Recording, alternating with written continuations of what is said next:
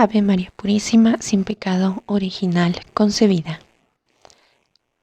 Capítulo 2. Los obstáculos que impiden sacar todo su fruto a la devoción al Sagrado Corazón de Jesús. Como esta devoción es tan sumamente provechosa, sólida, fácil y conforme a la razón, hay pocos a quienes no les agrada o que no la practiquen. Pero no todos llegarán a sentir un amor apasionado a Jesucristo, ni las verdaderas dulzuras de Cristo, aunque estos sean los frutos de esta devoción.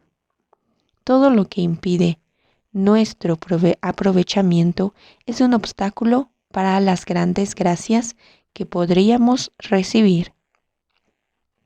Y estos obstáculos secan, digámoslo así, el manantial de estas grandes gracias y hacen que Dios comunique sus favores solo a unos pocos. Muchos se quejan de que no sienten en las prácticas de piedad las dulzuras que gustaron los santos y que ayudan mucho a la santidad, aunque no siempre sean prendas seguras de ella.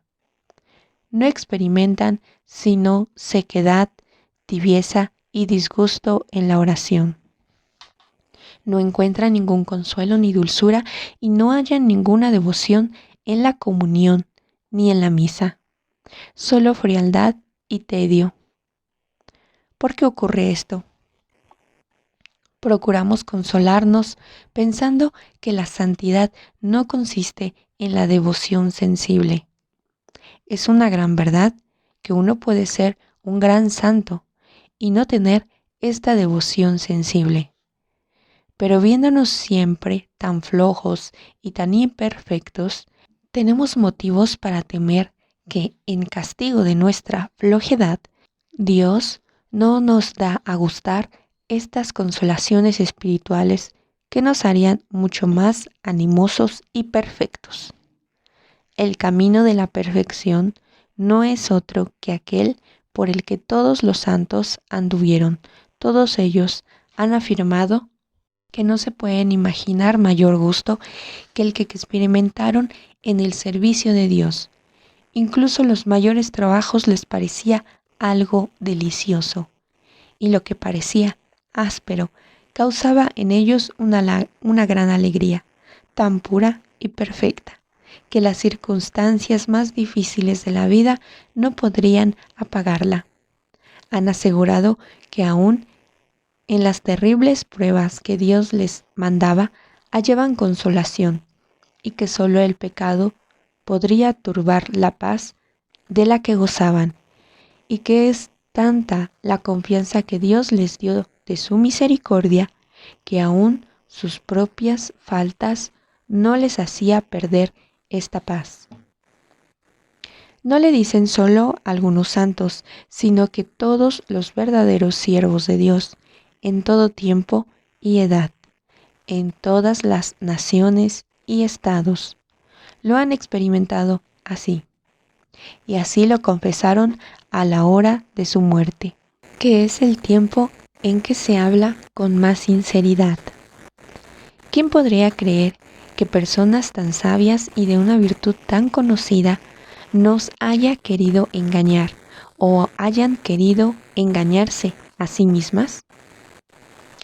Y después, ¿de qué tantos testigos, sin excepción, hablan por experiencia y con tanta unanimidad a lo largo de los siglos? ¿Habrá alguien que pueda dudar de la verdad de un hecho tan incontestable? ¿De dónde viene, entonces, que entre tantos que profesan la virtud y que caminan por las pisadas de los santos, se hallen ahora tan pocos que reciban estos mismos favores? Sin duda, es porque hay pocos en quienes verdaderamente sea sólida la virtud. No consiste la santidad en estas devociones sensibles, es verdad, pero no es menos cierto que la alegría interior, la paz que no turba ningún acontecimiento, La perfecta sujeción a la voluntad de Dios y la dulce confianza en su misericordia, que son las características de la devoción, han sido la herencia de todos los santos y lo es aún ahora de todos los verdaderos siervos de Dios. Veamos cuáles son los impedimentos que estorban los frutos de esta devoción. Pueden reducirse a 4: una gran tibieza, un gran amor propio, una soberbia secreta y unas ciertas pasiones que no se han modificado desde el principio de la conversión. De estos 4 principios, como de 4 funestos manantiales, nacen todas las faltas e imperfecciones que tienen a tantas almas en el camino de la virtud. Desvanecen las mejores y más generosas resoluciones y al fin llegan a malograr el fruto de los más santos ejercicios de devoción. Primer obstáculo: la tibieza. Como la devoción al Sagrado Corazón de Jesús es un ejercicio continuo de un ardiente amor, está claro que la tibieza es uno de los mayores impedimentos para lograr fruto. Aunque el Hijo de Dios aborrezca el pecado, no aborrece al pecador. Antes bien, lo llama, lo busca y tiene compasión de él. Pero su divino corazón no puede sufrir un alma tibia. Ojalá fueras frío o caliente, nos dice el Señor. Y así, porque eres tibio y no caliente ni frío, voy a vomitarte de mi boca. Apocalipsis capítulo 3, versículos del 15 al 16. El corazón de Jesucristo pide almas puras que sean capaces de su amor. Este sagrado corazón es siempre liberal y generoso y quiere almas que estén dispuestas a recibir sus favores y llegar al grado de perfección al que las destina, y esto no lo hallarán en quienes son tibios.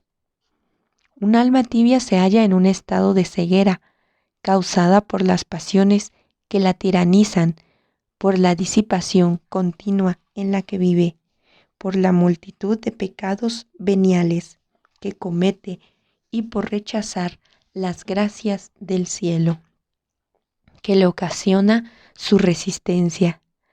Esta ceguera es causa de que se forme una conciencia falsa que provoca que incluso alguien que frecuente los sacramentos persista en pecados considerables, pero ocultados o disminuidos por sus pasiones, porque no tuvo voluntad o no tuvo resolución para enmendarse.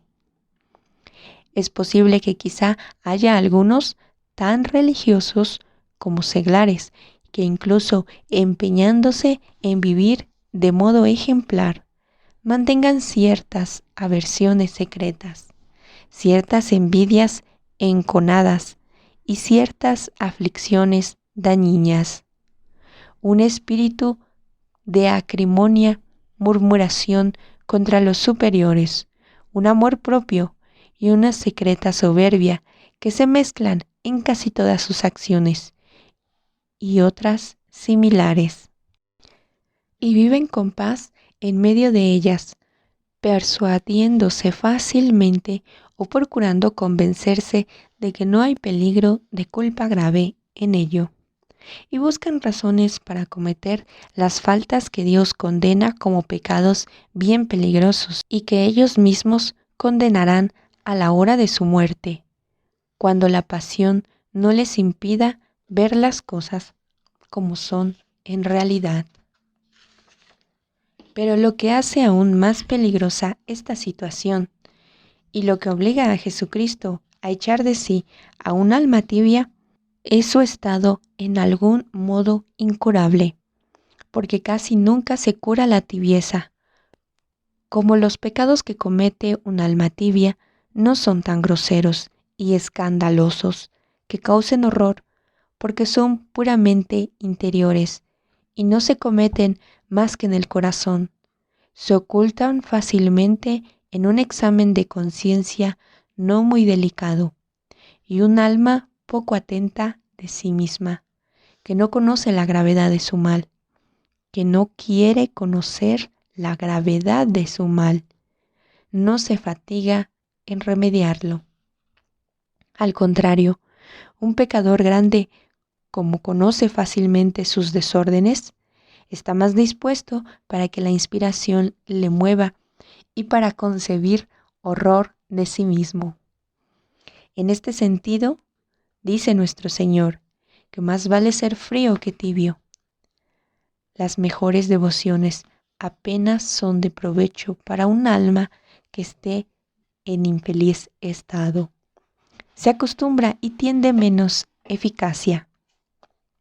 Y las grandes y terribles verdades de la salvación, que horrorizan y estremecen aún a los mayores pecados, no hacen casi ninguna impresión en su corazón por haberlas considerado ya tantas veces y tan inútilmente.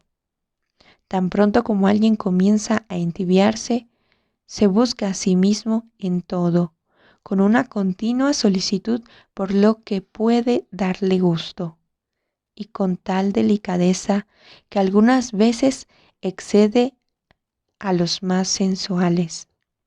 Y su amor propio viene a hacerse tanto más fuerte, cuanto más se encierra en sí mismo y se aplica enteramente a procurarse una vida dulce y cómoda.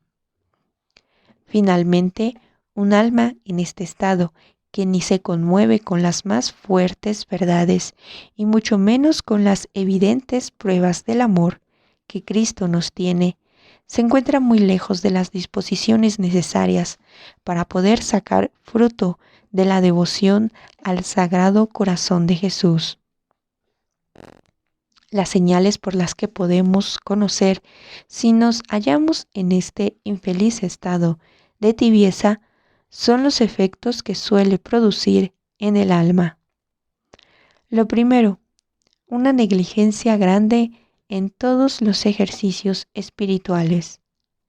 Oración sin atención, confesiones sin propósito de enmienda, comuniones sin preparación, sin fervor y sin fruto. Lo segundo, una distracción continua de un corazón que casi nunca está atento ni a sí ni a Dios, pero que se derrama indiferentemente en todo género de objetos y se ocupa con 1000 impertinencias. Lo tercero, un mal hábito de actuar sin ninguna rectitud de intención, sino por inclinación o por costumbre, no habiendo apenas nada que no esté contaminado. El cuarto, pereza en adquirir las virtudes propias de su estado. Quinto, no hallar gusto en las cosas espirituales y sobre todo una falta de aplicación para adquirir las grandes virtudes. El yugo de Jesucristo comienza a parecer pesado. Las prácticas de piedad se hacen molestas.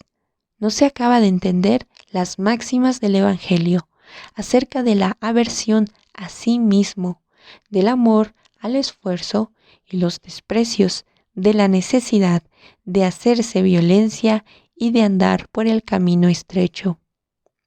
Se hace intolerable ejercitarse continuamente en la modestia, en la mortificación y en el recogimiento interior. La vida de las personas sólidamente virtuosas parece triste y la práctica de la virtud se mira como imposible. El sexto, efecto de la tibieza en un desprecio a las cosas pequeñas. No hacer caso de las faltas ordinarias ni de las recaídas. Y en fin, llegar a cometer todo género de pecado venial a ojos abiertos, con ligero motivo y con toda advertencia y deliberación. Pero ¿cuánto hay que temer en estas faltas, esta laxitud de conciencia, esta facilidad en volver a caer sin enmendarse jamás, esta negligencia y desprecio de cosas leves, este desaliento para las virtudes grandes, esta inconstancia en las prácticas de devoción, este vaivén continuando de fervor y de relajación? No sean señales evidentes de una fe que está ya a punto de morir o de una caridad casi apagada, y que este infeliz estado de tibieza no pase poco a poco al de la dureza y aún al de la insensibilidad. Este infeliz estado es tanto más peligroso cuanto es menos conocido y se teme menos sus funestas consecuencias, a pesar de que se vive en él de modo ordinario. Así, quienes no reciben gusto de la devoción al Sagrado Corazón de Jesucristo, los que practicándola no sacan ningún fruto, tienen bastantes motivos para temer que no sea esto la causa de su disgusto y lo que les impide sacar provecho. Como la causa de esta situación tan infeliz procede por lo común en un sutilísimo amor propio, los medios que se darán en el capítulo siguiente para desterrar o al menos para modificar este amor propio servirán de remedio a un alma tibia, pues la verdadera mortificación anda siempre acompañada del fervor. Lo que se ha dicho de la tibieza se ha sacado en parte del retiro espiritual, según el espíritu y método de San Ignacio que compuso el padre Neville de la Compañía de Jesús, a lo que se puede añadir estas reflexiones. Lo primero, resulta extraño comprobar que personas religiosas que habiendo mostrado una gran generosidad para dejar cosas grandes por Dios, quieran privarse antes de los mayores favores de Dios que de las menudencias que las detiene y las hacen ir arrastrándose siempre en el camino de la virtud, quitándoles el gusto y la alegría de las dulzuras inefables que experimentan los que sirven a Dios con fervor. Lo segundo, no es menos extraño que los que han hecho tan grandes sacrificios para asegurar su salvación y para lograr una buena muerte, por no alentarse algo más, mueran con inquietud y remordimiento, después de haber estado tanto y tan largo tiempo aprendiendo a morir. Tercero, ¿qué es, pues, lo que nos detiene? No es creíble que no haya mucha gente con buenos deseos, pero es de lamentar que no los pongan en práctica porque no sé qué flojedad. Pensemos en el día que empezamos a servir de veras a Dios. Entonces, ¿pretendíamos acaso solo el cumplir con los hombres? Si Dios era entonces verdaderamente el motivo de nuestra resolución, ¿cómo es que manteniéndose el mismo motivo no perseveremos nosotros en el mismo fervor? Cuarto, en verdad, o los santos hicieron demasiado o nosotros no hacemos lo bastante para hacerlo. Pero, como suele decirse, habría que ser un santo para vivir como los santos. Pero habría que decir mejor, ¿qué es necesario para llegar a ser santo? Y esto no puede ser sino viviendo como vivieron los santos. Quinto, en cuestión de riquezas, nadie cree trabajar demasiado ni que emplea demasiado tiempo para ganar dinero, que al final hemos de dejar a otros, y para conseguir la vana estima del mundo y para conseguir el cielo y la felicidad eterna, dicen que sobra tiempo. Dicen que una persona de buen natural, con un espíritu vivo y alegre humor, no puede resignarse a llevar una vida perfecta. Mas en todas las épocas, estas admirables cualidades han sido siempre el mejor instrumento para llegar a la virtud más alta y nunca han sido impedimento para la santidad. Sexto, qué gran engaño pensar que existe una edad o un estado poco acorde para llegar a tener una virtud eminente. ¿Qué dirían quienes piensan así cuando se les muestra un número tan crecido de santos de toda edad y condición que llegaron a hacerlo en todos los estados y profesiones?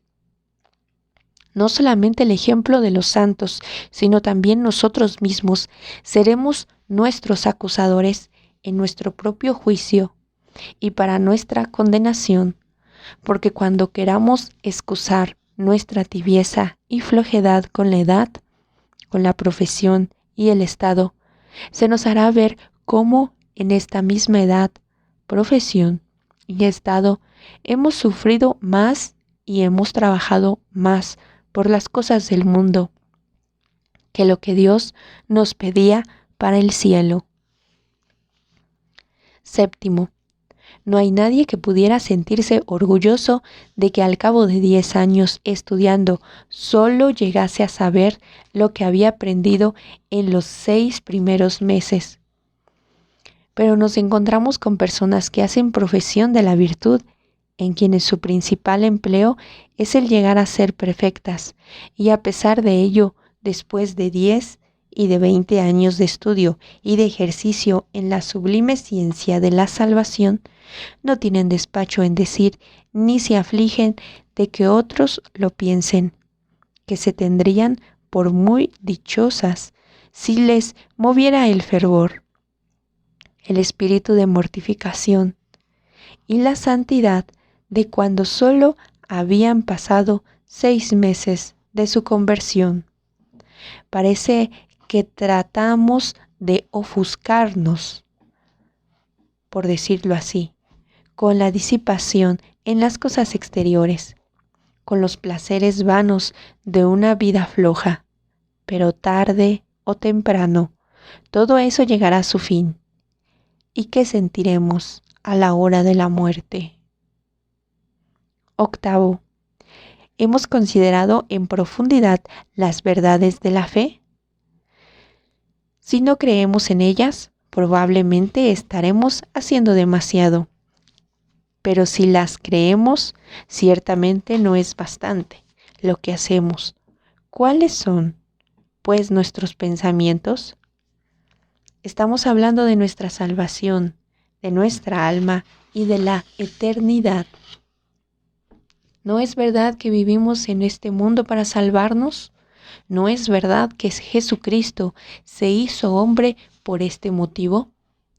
Y que sea este el último negocio al que deberíamos aplicarnos los hombres.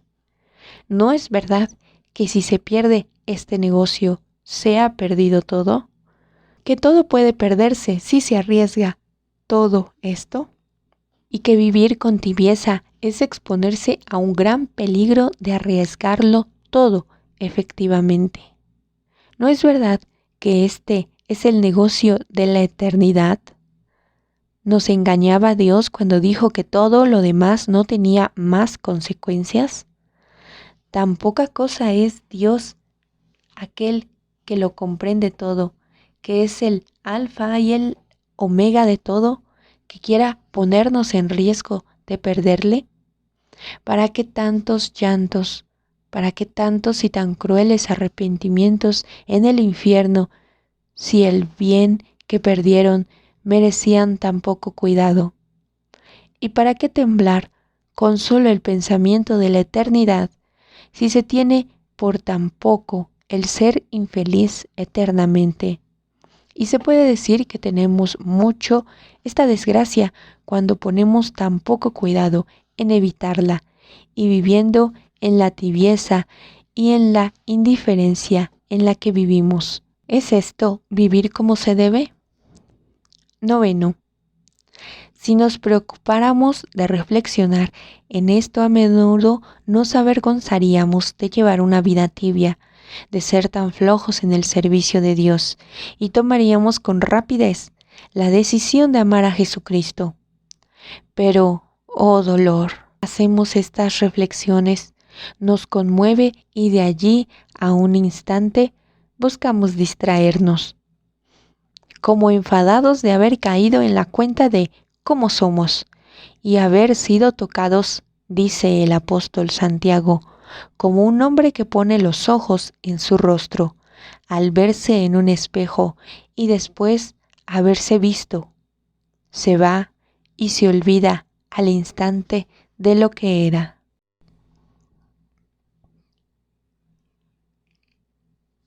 Segundo obstáculo, el amor propio. Es demasiado cierto que hay muy pocos que no obren por amor propio. Y la gran diferencia entre las personas espirituales y las que no lo son es que en estas el amor propio obra sin ningún obstáculo. En aquellas es menos perceptible y algo más disfrazado. Si queremos realizar el trabajo de reflexionar sobre los verdaderos motivos de la mayor parte de nuestras acciones, aún en aquellas que parece menos imperfectas, descubriremos, sin rodeos, 30 del amor propio que impiden todo el fruto. Es el amor propio lo que hace que no hallemos gusto en las prácticas piadosas y no aprobemos sino solo aquellas que nos vienen bien. El engañoso pretexto de conservar la salud que tenemos siempre, por muy necesario para la gloria de Dios, ocupa enteramente nuestro espíritu con 1000 impertinentes cuidados. Nos cuidamos y nos procuramos lo bueno. La mayor parte de las mortificaciones parecen inoportunas o poco proporcionadas a nuestra edad y a nuestro estado, y tenemos por ilusiones los pensamientos y deseos que nos da Dios de tiempo en tiempo para trabajar con seriedad en nuestra perfección. Queremos persuadirnos de que Dios no pide de nosotros tanta santidad.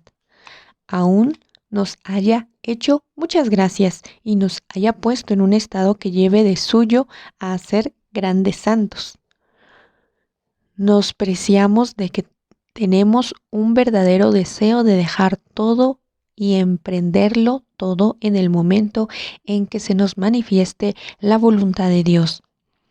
Pero es en vano el que a Dios le guste hacernos entender en lo íntimo del corazón sus inspiraciones, o que quiere hablarnos por medio de un director espiritual, de un sacerdote, por las reflexiones que hacemos, por las luces que nos da, por los ejemplos que vemos y que aún nosotros mismos alabamos. Seguimos sin conocer la voz de Dios mientras sea contraria a nuestro amor propio. La razón es que realmente no tomamos por regla nuestra conducta, la voluntad de Dios, sino que queremos que nuestra inclinación y nuestro amor propio sea la regla de la voluntad de Dios. ¿Cómo es que hay personas a las que no se les ve más inquietas, más melancólicas, más insufribles y de peor humor que cuando están más recogidas? Y parece que se aplican más a tener una vida interior. Es porque las luces que reciben en la oración y las inspiraciones que les da Dios no se adecúan con el amor propio, del que se ven llenas. Al parecer, lo que querrían antes que dedicarse seriamente a su santificación es que o el camino de la perfección no tuviese ninguna dificultad, o que Dios les llenase de dulzura y de consolaciones antes de dar el primer paso en aquel camino. Pero como este tipo de personas suele llevar una vida correcta y su conducta parece irreprochable, tienen la desgracia de andar acongojadas toda su vida en este estado, sin corregirse jamás de una sola falta. Sería mejor para nosotros no tener ciertas virtudes de las que nos apreciamos, al menos reconoceríamos nuestra pobreza y nuestra miseria. Pero lo poco que tenemos en virtud no sirve sino para hacernos cada día más imperfectos. Nos contentamos con un exterior correcto, con una modestia natural, afectada con una apariencia de virtud, que es su mayor parte efecto de la educación y no de la gracia. Y como no recibimos los oprobios que se llevan aquellas cuya vida no es tan perfecta, nos imaginamos tener una gran virtud, porque no se ve tanto nuestras faltas. Hay gente que se forma así una idea de la devoción según su humor, su forma de ser y su capricho personal, y encuentran muchos directores flojos y muy complaceros que aprueban este sistema sobre el que se funda toda su vida. Es por eso por lo que se hacen indiferentes a los buenos ejemplos, a las reflexiones y a las verdades que mueven incluso a los mayores pecadores. No nos debe admirar el que, estando tan llenos de amor propio, busquemos por todas partes nuestra propia comodidad. No queremos que nos falte nada, con el pretexto de estar prontos a desasiarnos de todo. Y si nos privamos de alguna cosa, la mayoría de las veces es para engañarnos a nosotros mismos. Por esta fingida mortificación, y para gozar con reposo de otras 100 cosas que no son más agrado y de la que no queremos privarnos. Todo lo que obramos es en su mayoría según nuestro natural e inclinación. No tenemos dulzura sino con aquellos con quien tenemos simpatía. No rehusamos nada a los sentidos, sino los mortificamos en alguna cosa. Siempre lo hacemos en aquello que nos duele menos, o bien cuando de aquella mortificación se sigue alguna honra. Queremos hacer buenas obras, pero queremos tener la satisfacción de escoger lo que queremos hacer. De esto nace que hagamos a disgusto las menos obligaciones que nuestro estado nos impone. Al pasado que hallamos muchos atractivos en ocupaciones más penosas de las obligaciones más ordinarias. La enfermedad de otros la consideramos un don de Dios, pero cuando Dios nos regala este don, enseguida nos ponemos inquietos, melancólicos, impacientes y tristes. No es la enfermedad la que nos hace así, sino que en la enfermedad nos conocemos verdaderamente, cómo somos, porque entonces nos faltan los motivos y los medios que nos daba la salud para disfrutar nuestro amor propio. De este manantial, quiero decir, el amor propio, nacen los deseos estériles y los designios quiméricos, de los que se alimenta un espíritu orgulloso y con los que se hace más fuerte aún el amor propio. Hacemos determinados propósitos que pretendemos llevar a cabo más adelante como si nuestra conversión estuviese asegurada. Y entre tanto, no nos preocupamos de corregir nuestras continuas imperfecciones. Persuadimos de que la mortificación es absolutamente necesaria para ser santo. Rehusamos las cruces que se nos presentan con el pretexto de que son pequeñas, pero es sobre todo porque las tenemos más cerca y anhelamos las cruces grandes porque las vemos de lejos.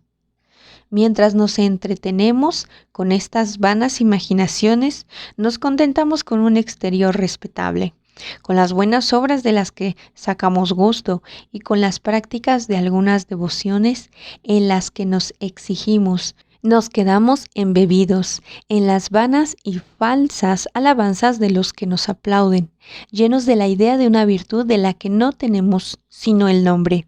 y llegamos al fin de una larga vida sin méritos, muchas veces solo loables sentimientos y un vano y estéril deseo de ser tan buenos, siquiera como lo fuimos al principio de nuestra conversión. Estos son los dos efectos del amor propio, del que tanto pocos se ven libres. Que seamos tan lamentables que queramos alimentar dentro de nosotros un enemigo que es más dañino, cuando más sutil y menos en guardia estamos. Es, pues, evidente que Jesucristo no reconocerá jamás por verdaderos amigos de su corazón a los que son amigos de sus comodidades y que solo se aman a sí mismos, y a quienes se contemplan a sí mismos con tanto interés. No lo ha dicho muy claramente al explicarnos quiénes son sus verdaderos servidores. En vano dice: se apreciará ninguno de ser mi discípulo por haber dejado, por amor de mí, sus bienes, sus parientes y a sus amigos, si no renuncia también a sí mismo. Es menester hacerse violencia, plantar batalla a las pasiones, destruir o al menos mortificar nuestro amor propio para llegar a ser sus discípulos. No hay verdadero amor a Jesucristo sin auténtica mortificación.